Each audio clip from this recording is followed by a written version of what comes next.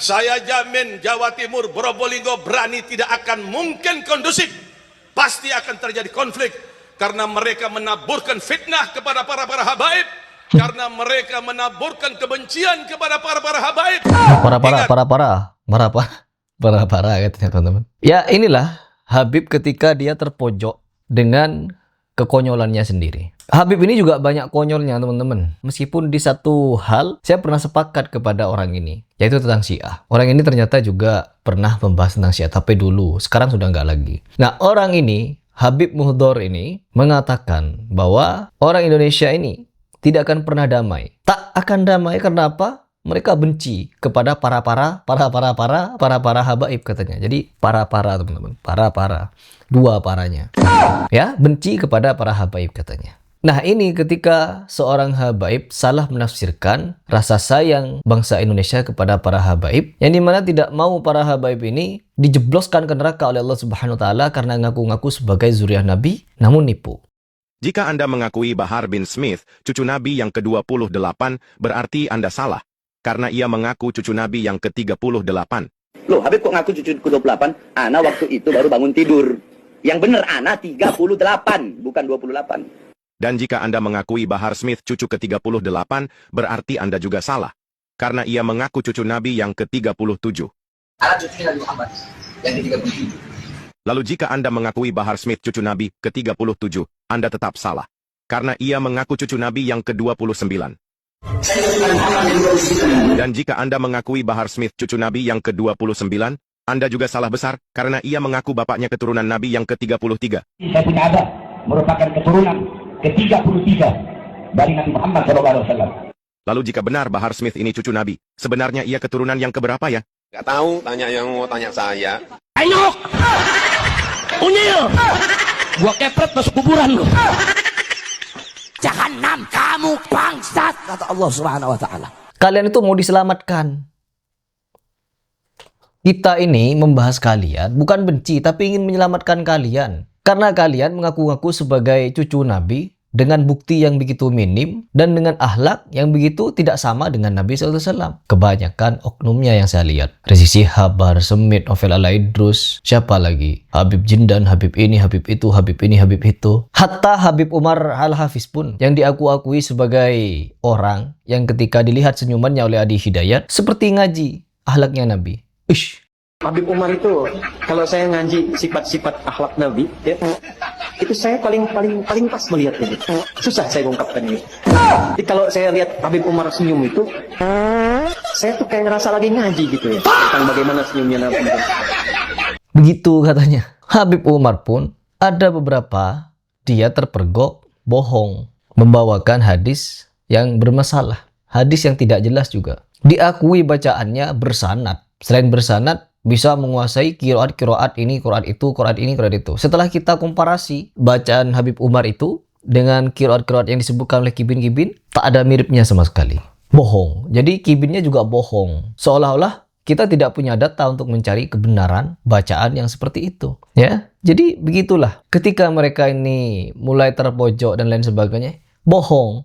Sama seperti Habib Muhdor ini. Kita dikatakan benci katanya. Padahal kita sayang kepada kalian agar kalian selamat. Stop ngaku-ngaku cucu Nabi. Tapi enggak, mereka tetap ngotot mau jadi cucu Nabi. Jahanam kamu bangsat, kata Allah Subhanahu Wa Taala. Karena dengan jadi cucu Nabi, mereka dimuliakan. Dapat uang mungkin, dapat kemewahan, dapat keistimewaan, dapat keagungan, dipuja-puji, dialap-alap berkah dan lain sebagainya. Senang mereka kan. Nah, sih udah bertahun-tahun, puluhan mungkin sudah ratusan tahun mereka di Indonesia. Senang mereka dipuja-puji. Pakai kacamata hitam. Lanjut dulu.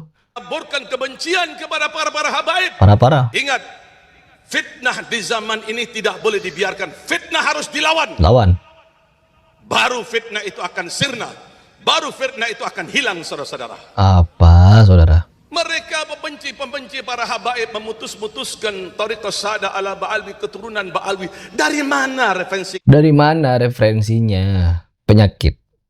Hati-hati dengan ucapannya Pak Muhdor. Jangan terprovokasi. Kalau rusuh, mereka Habib yang jumawa ini memang kemauannya. Jadi kalau kita memang lihat di kolom komentar, teman-teman, netizen kita itu yang ribut. Sebangsa setanah air Indonesia ini yang ribut. Sedangkan mereka ini para habaib, ngapain di Indonesia? Leha-leha. Takbir, takbir, takbir. Berarti Habib Bahar punya ilmu tidak?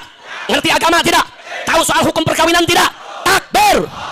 Kamu bangsat, kata Allah Subhanahu wa taala. Jahannam. Yang ribut bangsa pribumi dengan sesama pribuminya. Habib Muso Al-Munawar asli Yaman. DN Al-Aidid asli Yaman. Yang ngomong juga asli Yaman. Gedabrus nih. Rai ini loh, Rai India. Ya, Rai India memang. Kalau kita melihat memang India mereka. Kok marah? Buktikan kalau kamu cucu Nabi ahlak muliamu. Mana? Tuh. Netizen sudah mulai mempertanyakan seperti ini. Tapi apakah mereka mau berpikir? Apakah mereka mau berpikir? Nggak bakal mau mereka mikir, teman-teman. Kenapa? Pikirannya bagaimana cara agar mereka tetap dianggap mulia, disucikan, dianggap tokoh, dianggap cucu Nabi. Sudah itu saja. Karena dengan hal itu, mereka akan mendapatkan keistimewaan di Indonesia. Apa yang nggak mereka dapatkan di Indonesia? Indonesia begitu melimpah harta kekayaan alamnya. Uish, mau apa kalian di Indonesia? Luar biasa, ada semua. Tapi kalau di Yaman, susah. Ya, ekonominya.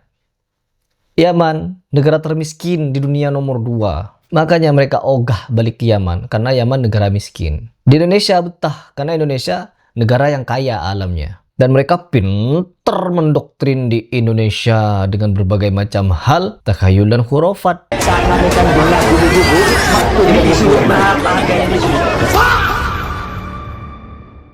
Sesepuh-sesepuh mereka. Contohnya, lupa saya teman-teman. Dulu, orang-orang imigran Yaman termasuk para habaib di Indonesia, jualan batu akik, jualan minyak nyong-nyong. Nih.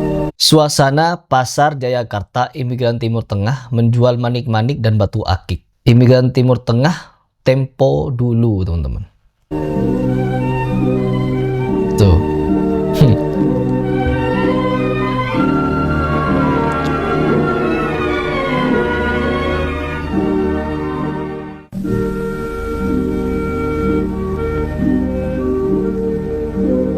Harusnya kan memang begini tuh, perhatikan yang mereka jual. Mereka datang ke Indonesia ya jualan memang. Seperti yang dikatakan oleh Rizik Syihab, orang-orang Yaman, kakek-kakek kami datang ke Indonesia untuk jualan, berdagang, gak bawa anak, gak bawa istri. Lalu dia nikah dengan bangsa pribumi. Dan ingat, para habaib yang datang tersebut nggak ada yang bawa istri, saudara. Mereka datang, mereka dagang, mereka berdakwah, nggak ada yang bawa istri. Lalu apa yang terjadi? Mereka kawin dengan orang Indonesia asli, saudara. Tai kucing lebih bau daripada tai ayam.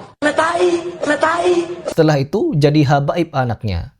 Gak mau jualan lagi, gak mau kayak gini lagi mereka para habaib. Yang mau mereka lakukan adalah jualan air barokah. Air beliau ini air doa untuk pembangunan pondok pesantren Tajul Alawiyin yang dibangun daerah Pabuaran, Kemang. Betul nggak? Siapa yang jagang air ini? Yang jalanin air ini siapa? Panitianya ada? Ada. Berapa harga airnya? Dan airnya, fadilahnya ini air rautib, air hizib, air doa. Langsung dibacakan oleh guru kita. Saya kalau ikut Habib Bahar wirid baca. Jualan galon, air galonan, air botol dan lain sebagainya. Celup darah Nabi.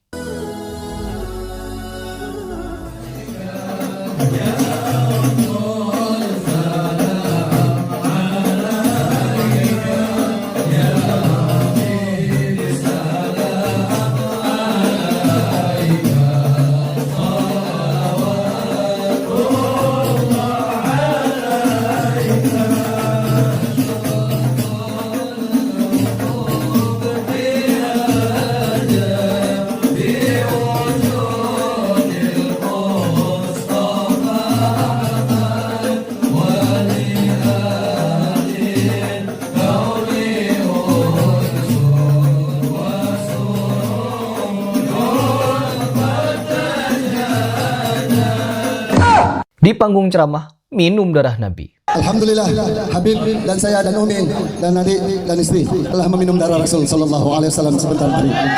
Penjual agama! Betul perkataan Rizik Syihab. Untuk dagang, awalnya dagang batu akik, dagang manik-manik seperti ini, tiba-tiba dagang agama. Makam anakku Abdullah bin Alwi Al-Haddad ini bisa mengabulkan 70 hajat.